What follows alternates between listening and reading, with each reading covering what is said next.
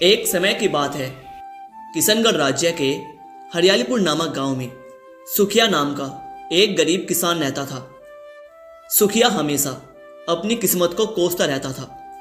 एक दिन उसकी पत्नी बिंदिया उससे बोली, ए जी, ये क्या रोज रोज अपनी किस्मत को रोते रहते हो?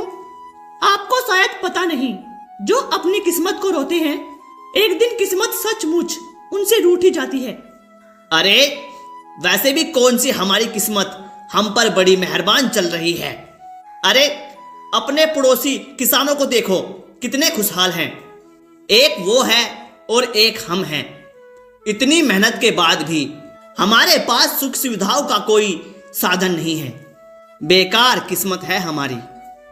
धीरज रखिए, आपके पास भी वो सारी सुख सुविधाएं जरूर आएंगी जो हरियालीपुर के और किसानों के पास है।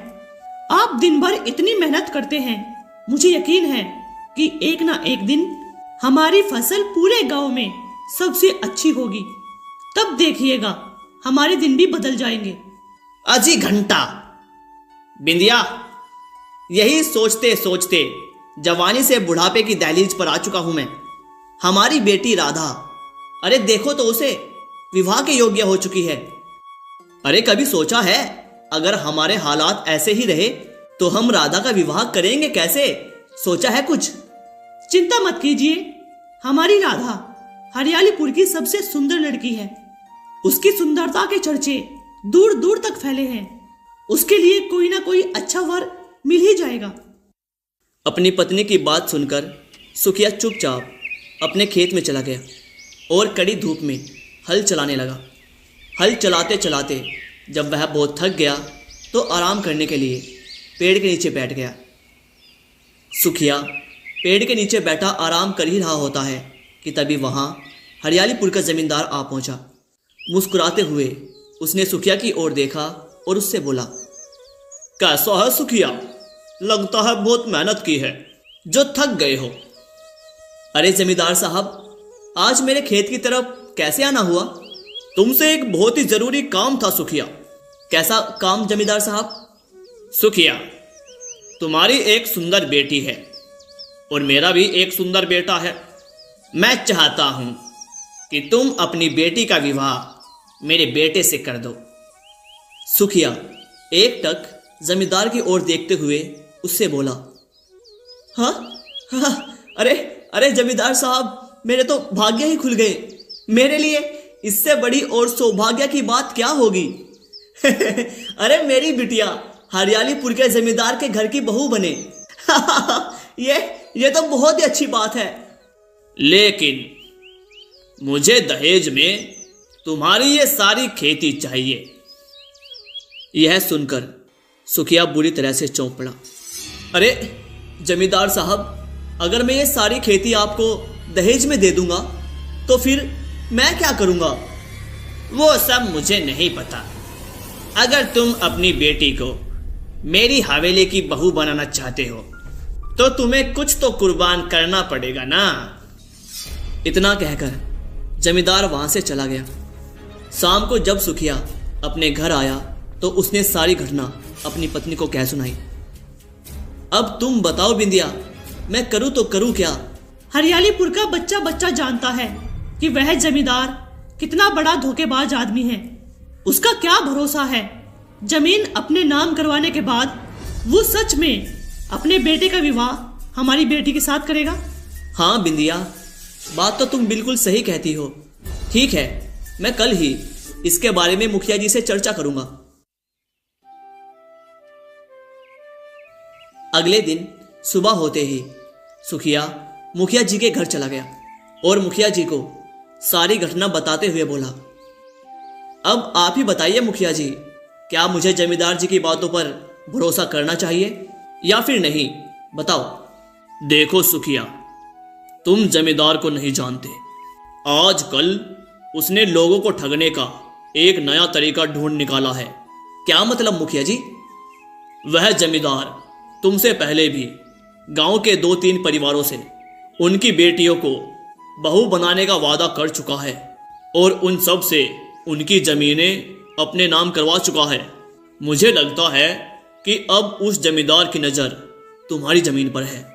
जहां तक मैं उसे जानता हूं, उसकी नज़र बहुत बुरी है। अगर उसकी नज़र तुम्हारी ज़मीन पर पड़ चुकी है तो तुम्हें सावधान रहना चाहिए। मुखिया की बात सुनकर उदास सुखिया अपने खेत पर लौट आया और एक पेड़ के नीचे बैठकर उदासी भरे स्वर में बोला, काश मेरे पास कोई ऐसा जादू मंत्र होता कि मैं जो चाहता वो हो जाता। सुखिया ने इतना कहा ही था कि तभी उसके कानों में एक साधु की आवाज गूंजने लगी। मूर्ख व्यक्ति, इंसान जो चाहता है वो कभी नहीं होता। हाँ, ईश्वर जो चाहता है वही होता है। सुखिया ने जैसे ही पीछे मुड़कर देखा तो उसके पीछे एक रहस्यमयी साधु खड़ा था जो उसे बड़े ध्यान से देखे जा रहा था। कौन है आप? आप तो मेरे गांव से नहीं लगते। तुमने सही पहचाना। एक साधु का कोई गांव नहीं होता। साधु तो यात्री होता है। जहां रात गुजारने को ठहर जाए वही उसका घर होता है, वही उसका गांव होता है। हाँ, बातों से आप बहुत बड़े साधु लगते हैं। मैं सिर्फ पहुंचा हुआ साधु ही नहीं बल्कि एक चमत्कारी साधु भी हूं। अगर आप एक चमत्कारी साधु हैं तो आप मेरी सहायता कीजिए। देखिए, मैं एक गरीब किसान हूँ। हर साल कड़ी मेहनत करता हूँ, फिर भी मेरी फसल दूसरों की तरह अच्छी नहीं होती। क्या है कि मेरी बिटिया विवाह योग्य हो गई है और मेरे पास उसका विवाह करने के लिए धन नहीं है। चिंता मत कर, भगवान पे भरोसा रख। समय आने पर तेरे सारे कार्य हो जाएंगे। हाँ बाबा, यही सोचते सोचते तो मैं बूढ़ा हो गया हूँ। देखिए, अगर आप सचमुच एक चमत्कारी बाबा हैं तो प्लीज़ मुझे एक ऐसा मंत्र बताइए कि मैं जो चाहूँ वो हो जाए। सुखिया की बात सुनकर साधु बाबा ने अचानक अपना हाथ घुमाना शुरू कर दिया और तभी रंग बिरंगी किरणों के साथ वहाँ एक सुंदर पक्षी प्रकट हो गया। उस पक्षी को देखकर सुखिया हैरानी से अपनी आंख फाड़ता हुआ साधु की ओर देखता हुआ बोला, हाँ बाबा, ये तो बहुत सुंदर पक्षी है। ऐसा पक्षी तो मैंने पहले कभी नहीं देखा। वाह वाह वाह वाह वाह। अरे मूर्ख, हंसता है? ये कोई मामूली पक्षी नहीं है, ये एक जादुई पक्षी है। माफ कर दो बाबा, मुझे माफ कर दो। ठीक है, माफ किया। ये पक्षी तुम्हारी 3 इच्छा पूरी करेगा। इसका मतलब अगर मैं इस पक्षी से कोई 3 इच्छा मांगूंगा तो वो पूरी हो जाएगी? साधु के कुछ कहने से पहले ही वह जादुई पक्षी सुखिया से बोला, मैं केवल तेरी इच्छा पूरी कर सकता हूँ, पर अगर तू किसी ऐसी वस्तु की इच्छा करेगा जो तेरी किस्मत में नहीं है तो वो तुझे मिलने के बाद भी तुझे कोई लाभ नहीं दे पाएगी। क्या मतलब? मतलब साफ है, हमारी किस्मत में जो लिखा होता है वो हमें सही समय पर ही मिलता है और ये बात तुझे समय आने पर समझ आ जाएगी। इतना कहकर साधु ने जादुई पक्षी से कहा, मेरे प्यारे जादुई पक्षी, आज से तुम इसके साथ ही रहोगे। इतना कहकर साधु बाबा वहां से गायब हो गए और सुखिया उस जादुई पक्षी को लेकर अपने घर आ गया। उस जादुई पक्षी को देखकर उसकी पत्नी बिंदिया और उसकी बेटी राधा दोनों की आंखें फटी की फटी रह गई। पिताजी, ये तो बहुत ही सुंदर पक्षी है। सुखिया सारी घटना अपनी पत्नी और बेटी को बताते हुए बोला, देखो, ये कोई मामूली पक्षी नहीं है, ये मेरी 3 इच्छाएं पूरी करेगा। आपकी तो हमेशा से बस एक ही इच्छा रही है कि आपकी फसल हरियालीपुर में सबसे अच्छी हो, तो आप इस जादुई पक्षी से यही इच्छा क्यों नहीं मांगते? सुखिया ने जादुई पक्षी की ओर देखते हुए कहा, क्या ये मेरी इच्छा पूरी होगी? ठीक है, इस साल हरियालीपुर में सबसे अच्छी फसल तुम्हारी ही उगेगी। लेकिन इसका मतलब ये नहीं है कि तुम मेहनत करना छोड़ दो। तुम्हें बिल्कुल वैसी ही मेहनत करनी होगी जैसी तुम करते आए हो। जादुई पक्षी की बात सुनकर सुखिया मुस्कुराने लगा और उसके बाद उसने अपने खेत में कड़ी मेहनत करनी शुरू कर दी। कुछ ही महीनों बाद सुखिया, उसकी पत्नी बिंदिया और उसकी बेटी राधा अविश्वास ने भरी नजरों से अपनी फसल को देख रहे थे। हाँ साधु बाबा ने सच कहा था, यह जादुई पक्षी तो वास्तव में चमत्कारी निकला। मेरी फसल तो पूरे हरियालीपुर में सबसे अच्छी उगी है। अरे देखो बिंदिया, देखो हमारी फसल को तो देखो, कैसे लहरा रही है। आप सही कहते हैं। हम कल सुबह से ही फसल की कटाई शुरू कर देंगे और फिर आप इसे राज्य में बेच आना। मुझे विश्वास है कि फसल को बेचकर हमें इतना अच्छा मुनाफा होगा कि हमारे सारे दुख दर्द दूर हो जाएंगे। सुखिया खुशी खुशी अपने परिवार के साथ अपने घर लौट आया और उनके घर पर आते ही भयंकर बारिश शुरू हो गई।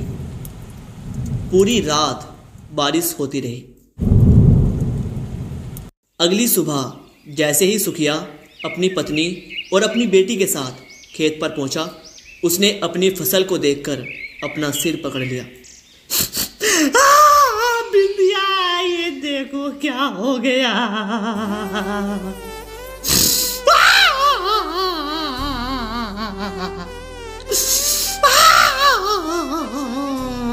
बिंदिया, हमारी फसल बर्बाद हो गई। बिंदिया, हालांकि बारिश रात भर हुई पर सबकी फसल इतनी खराब नहीं हुई जितनी हमारी हुई। सुखिया को रोता देख गांव का मुखिया उसके पास पहुंचा और उसे दिलासा देते हुए बोला, अरे सुखिया भाई, मुझे तुम्हारी खराब फसल देखकर बड़ा दुख हुआ। क्या तुम जानते हो कि कल रात ओले गिरे थे? लेकिन आश्चर्य की बात यह है कि ओले किसी और किसान के खेत में नहीं, बस तुम्हारे खेत में गिरे थे। शायद तुम्हारी किस्मत में अच्छी फसल नहीं थी। इतना कहकर मुखिया वहां से चला गया। तभी साधु बाबा का दिया हुआ वह जादुई पक्षी वहां उड़ता हुआ पहुंचा और सुखिया की ओर देखते हुए बोला, मैंने तुमसे कहा था कि मैं तुम्हारी इच्छा पूरी कर सकता हूँ, लेकिन अगर वो तुम्हारी किस्मत में नहीं है तो तुम उसका लाभ नहीं उठा पाओगे। तुमने देखा, तुमने इच्छा की कि तुम्हारी फसल पूरे हरियालीपुर में सबसे अच्छी हो। वो फसल उतनी ही अच्छी उगी जितनी तुमने सोचा था, मगर वो तुम्हारी किस्मत में नहीं थी। उसका परिणाम तुम देख चुके हो। देखो, अपनी फसल को देखो। अरे बकवास बंद कर अपनी बकवास। जादुई पक्षी, तुझे दिख नहीं रहा मैं बर्बाद हो चुका हूं। अब मैं क्या करूं, मैं तो कहीं का भी नहीं रहा। अरे पहले खराब फसल होती थी, लेकिन तब भी मेरा परिवार भर पेट खाना खा लेता था। लेकिन अब तो मेरे पास कुछ बचा ही नहीं, और ऊपर से हमारे राज्य का राजा इतना निर्दयी है कि प्रजा की कोई सहायता नहीं करता। अरे क्या करूं, मैं कहां फंस गया। आप चिंता क्यों करते हैं पिताजी? अभी आपकी 2 इच्छाएं और बाकी हैं। सुखिया ने फिर से जादुई पक्षी की ओर देखते हुए कहा, मेरी अगली इच्छा यह है कि मैं महाराज से सहायता मांगने जाऊं तो वो मुझे 25,000 स्वर्ण मुद्राएं दान दे।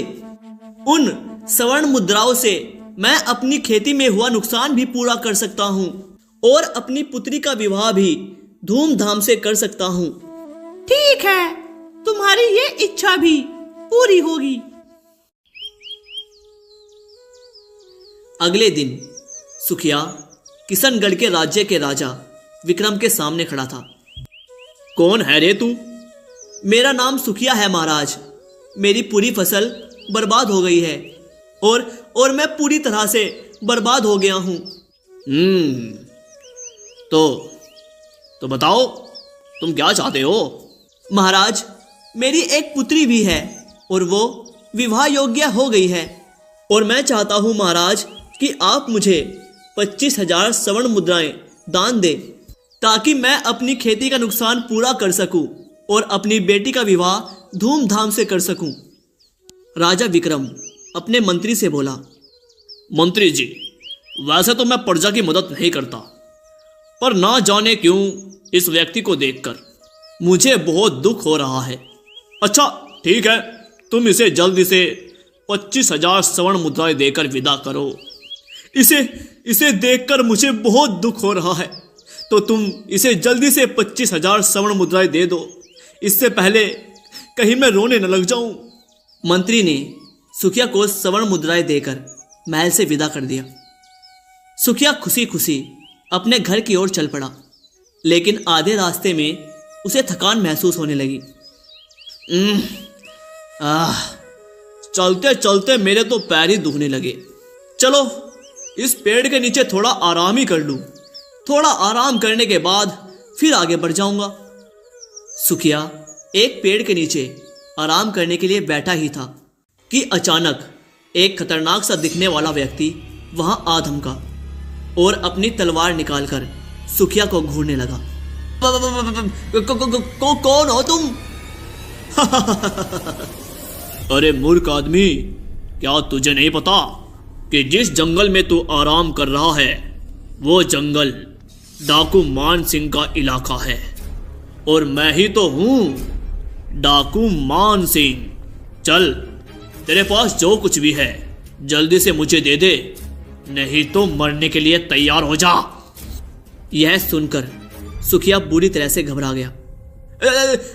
देखो मैं बहुत गरीब आदमी हूं, मेरे पास कुछ नहीं है, मैं बहुत गरीब आदमी हूं, मैं बहुत ही पीड़ा से गुजर रहा हूं। अरे ओ, मुझे मूर्ख समझा है क्या? तेरी पोटली के कपड़े को मैंने देख लिया है। इस पोटली का कपड़ा सिर्फ राजमहल में इस्तेमाल होता है। इसका मतलब तू राजमहल से आ रहा है, और इस पोटली में जरूर स्वर्ण मुद्राएं हैं। इतना कहकर डाकू मान सिंह ने सुखिया से वह स्वर्ण मुद्राओं से भरी हुई पोटली छीन ली और वहां से चला गया। सुखिया रोते हुए अपने घर पहुंचा और सारी घटना अपनी पत्नी को बताते हुए बोला, अरे मैं तो बर्बाद हो गया, लुट गया मैं तो।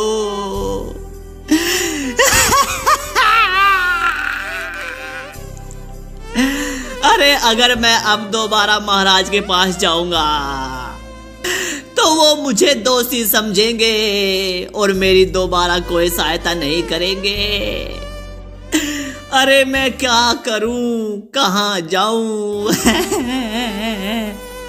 सुखिया ये सब अपनी पत्नी को रो रो कर बता ही रहा था कि तभी वहां वह जादुई पक्षी आ पहुंचा। अब तुम्हारी केवल आखिरी इच्छा ही बची है। जादुई पक्षी की बात सुनकर सुखिया गहरी सोच में डूबता हुआ बोला, अरे अब मैं अपने लिए कुछ भी नहीं मांगूंगा। सुनो, मैं चाहता हूं कि जमींदार मुझसे बिना दान दहेज के अपने बेटे का विवाह मेरी बेटी से संपन्न करा दे।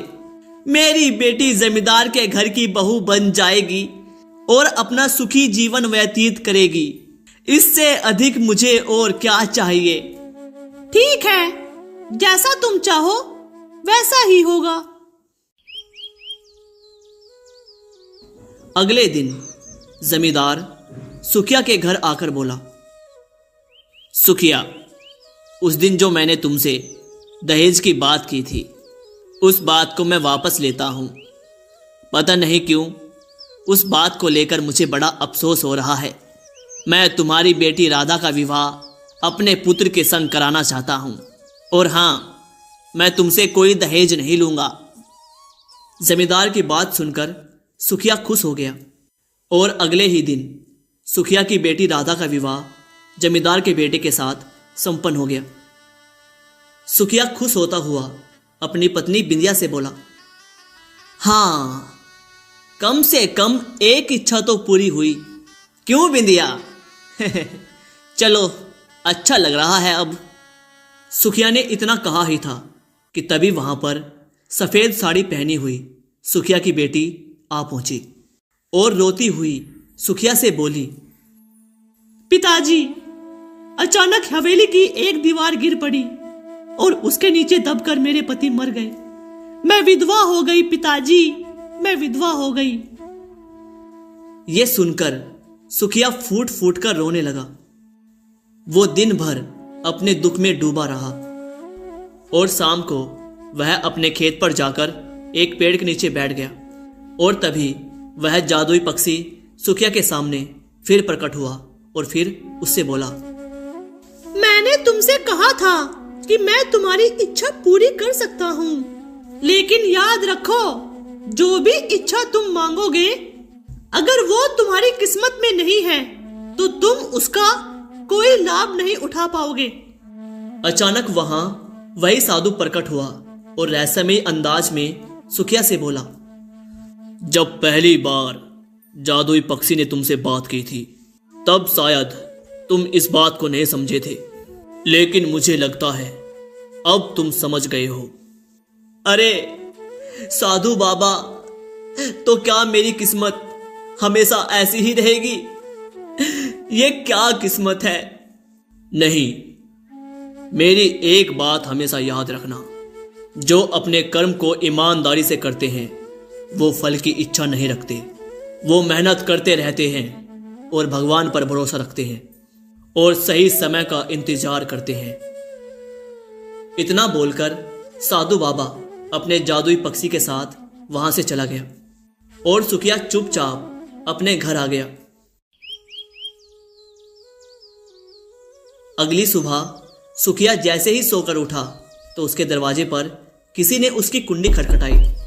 उसने जैसे ही दरवाजा खोला तो उसने देखा कि उसके सामने एक सुंदर सा राजकुमार खड़ा था। सुखिया राजकुमार को देखकर चौंक पड़ा। क्या आप मुझे अंदर आने के लिए नहीं कहेंगे? सुखिया राजकुमार को अपने घर के अंदर ले आया। फिर राजकुमार ने सुखिया से कहा, मैं राजा विक्रम का पुत्र अशोक हूं। कुछ दिनों पहले मैं अपनी प्रजा का हाल चाल जानने के लिए निकला था। तभी मेरी नज़र आपकी पुत्री पर पड़ी और पहली नज़र में ही मुझे उससे प्रेम हो गया। I am in love, I am in love. मगर महल जाने के बाद मैं आपके गांव का नाम भूल गया और तब से मैं इस गांव का नाम लगातार याद कर रहा था जहां मैंने आपकी सुंदर कन्या को देखा था। परंतु आज रात मुझे अचानक याद आ गया और मैं यहाँ तक आ पहुँचा। पापा जी, मैं आपकी पुत्री से विवाह करना चाहता हूँ। मैं आपको बता भी नहीं पाऊँगा मैं उसे कितना प्यार करता हूँ। पागलों जैसी हालत हो गई है मेरी जब से उसे देखा है। पापा जी, हमारी शादी करा दीजिए। मुझे उसके सिवा कुछ नहीं चाहिए। वो मेरी जान है, मेरा जहान है, मेरा सुकून है। पापा जी, मैं आपसे हाथ जोड़ के आपकी बेटी का हाथ मांगता हूँ। प्लीज़ उसका हाथ मुझे दे दीजिए। उसके बिना अब मैं एक पल भी नहीं जीना चाहता। I am in love, I am in love. लेकिन राजकुमार जी, मेरी पुत्री एक विधवा है। हाँ, मुझे गांव के लोगों ने बताया, परंतु मुझे फिर भी कोई आपत्ति नहीं है। I am in love, I am in love. मैं शादी करूंगा तो उसी से, वरना भरी जवानी में अपनी जान दे दूंगा। पापा जी, मैं उससे विवाह आज ही करूंगा। राजकुमार उसी दिन सुखिया की बेटी राधा से शादी करके उसे महल में ले गया। सुखिया को अभी भी विश्वास नहीं हो रहा था कि उसकी बेटी किशनगढ़ राज्य की रानी बन गई है। सुखिया खुशी के मारे पूरी रात चैन की नींद सोया। अगली सुबह सुखिया जैसे ही सोकर उठा तो उसने देखा कि उसके घर के अंदर वही डाकू खड़ा था जिसने उससे स्वर्ण मुद्राएं लूटी थी। सुखिया उस डाकू को देखकर डर गया, लेकिन उसने देखा कि वह डाकू उससे ज्यादा डरा हुआ था। मुझे पता चला कि तुम्हारी पुत्री का विवाह राजकुमार अशोक से हो गया। जब मैंने ये सुना तो मैं बुरी तरह से डर गया, क्योंकि मैं हरियालीपुर गांव आता जाता रहता हूँ। मैं तुम्हारी 25,000 स्वर्ण मुद्राएं लौटाने आया हूँ और मैं डकैती का काम भी छोड़ रहा हूँ। तुम अपनी दामाद से मेरी शिकायत मत करना, नहीं तो वो मुझे फांसी पर लटका देंगे। कृपया करके मुझे माफ कर देना, मैंने तुम्हारे पैसे वापस कर दिए। इतना कहकर डाकू मान सिंह 25,000 स्वर्ण मुद्राओं की थैली सुखिया को देकर वहां से चला गया। सुखिया खुशी से अपनी पत्नी से बोला, अरे बिंदिया, अब तो हमारे काम लगातार बन रहे हैं। हाँ, अच्छा लग रहा है। अब तुम देर मत करो, हमारे पास खेती करने के लिए बीज नहीं है। तुम राज्य में जाकर अच्छे बीज खरीद कर लाओ। सुखिया ने बिल्कुल ऐसा ही किया। अच्छे बीज खरीदकर अपने खेत में बो दिए और कुछ ही महीनों बाद उसकी फसल पूरे हरियालीपुर में सबसे अच्छी हुई। और अगले दिन सुखिया अपने खेत की फसल काटकर राज्य में बेच आया। उसकी फसल पूरे गांव में सबसे महंगी बिकी। तभी वही साधु रंग बिरंगी किरणों के साथ वहां प्रकट हुआ और फिर सुखिया से बोला, देखा, मैंने तुमसे कहा था ना, मैं एक चमत्कारी साधु हूं। देखा, जब तुम्हारा सही समय आया तो तुम्हारी किस्मत के तारे अपने आप बदल गए। अरे हाँ साधु महाराज, मुझे विश्वास हो गया कि जो हमारी किस्मत में लिखा होता है वो हमें सही समय आने पर ही मिलता है।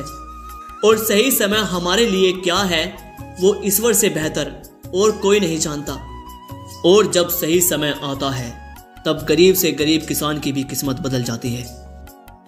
इतना कहकर साधु बाबा वहां से तेज किरणों के साथ गायब हो गए और सुखिया अपनी पत्नी के साथ एक सुखी जीवन बिताने लगा।